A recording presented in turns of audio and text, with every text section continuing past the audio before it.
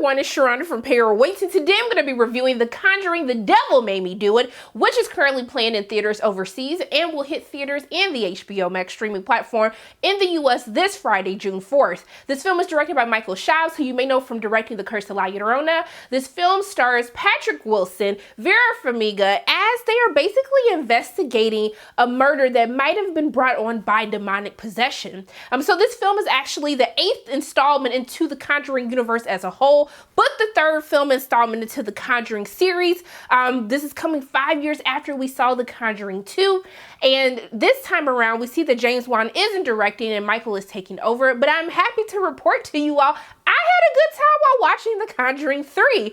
So for those of you who are new to my channel, welcome, hello, so glad you came, I hope you stay. I'll tell you what I liked about the film, what I didn't like about the film, and should you pay or wait to see this film on theaters or on HBO Max streaming platform this Friday. So going into what I enjoyed about The Conjuring 3. So, first and foremost, this film starts off with a bang. When the movie started, I was like, oh, okay, that's creepy, you know? And then they just cut right into it. I was like, oh, so like you just gonna give it to us all like as soon as this movie starts, which I was totally here for. But the most important part that I love about The Conjuring 3 is that it really takes the audience out of this haunted house mystery that we're used to in the first and second films, and it really enlarges the world of that the Warrens are living in, but it made you feel like you were watching like a little murder investigation or a procedural. I felt like I was getting all of my Law and Order vibes from The Conjuring 3, and I was kind of here for it. Now, I know a lot of you like, Sharonda, what does Law and Order have to do with The Conjuring 3, which is a horror film?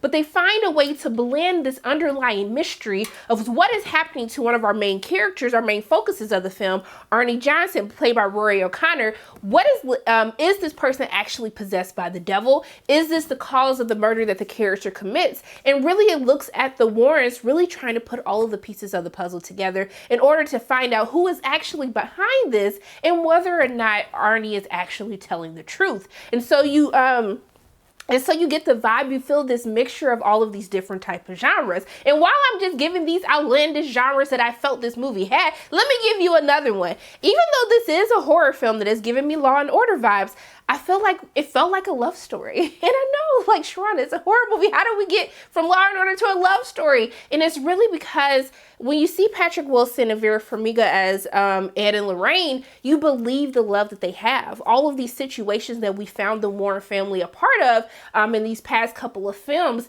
you believe the bond that they have, you know, with what the clairvoyancy that Lorraine has, how worried Ed is about his wife, and you become very invested in these characters.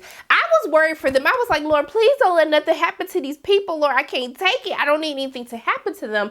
But because they do such a great job of being the heart of these films, you've really come to know Ed and Lorraine Warren as family. And it's really that love story, the love that keeps them together, even though they find themselves in these situations dealing with demons, dealing with these evil spirits, that you start to root for them. But also, too, there's a new love story that's introduced with Rory O'Connor and Sarah Catherine Hook's characters as well. I was like, Lord, please send me a ride or die man like Arnie, okay? Because once you realize what happened to Arnie and how Arnie found himself in these circumstances, it would be like, Lord, send me an Arnie. I need an Arnie who's going to ride or die for me the way that he did in this film.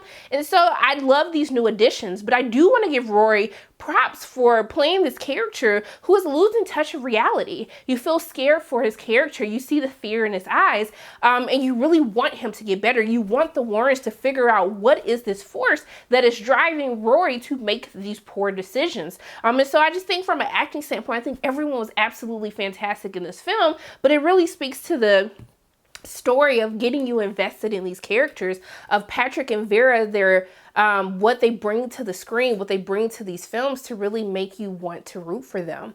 Now, also, too, I will say this is loosely based on a true story. Just to give you a little background facts, this is loosely based on a true story. One of the cases with Ed and Lorraine Warren, with Arnie Cheyenne Johnson, who had the first murder defense. He was charged with murder for murdering his landlord, and his defense was the devil made me do it. And so as we explore what was happening in the 80s at that time, as the Warrens are kind of one of the only few people in the entire world who believes Arnie and what he's going through, I think that's also another nice added backstory to it as well. You know, some people believe that it really happened, some people don't.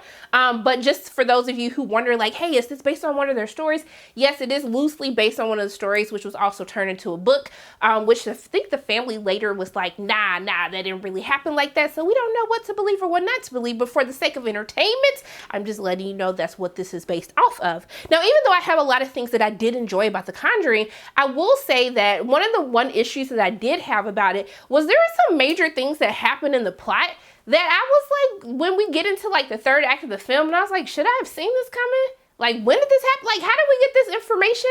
It does become a little bit confusing at times, because this is a murder investigation. This is a paranormal murder investigation. And as they're trying to put all these pieces of the puzzle together, sometimes I did find myself lost. I was like, when did they talk about that? Did I miss it? I didn't fall asleep. I was watching the whole time. So I think at certain points in times, it can be a little confusing for the audience to watch. I think they have to do a little bit better job of giving you the story details, especially as we're trying to figure out who is behind all of these occurrences.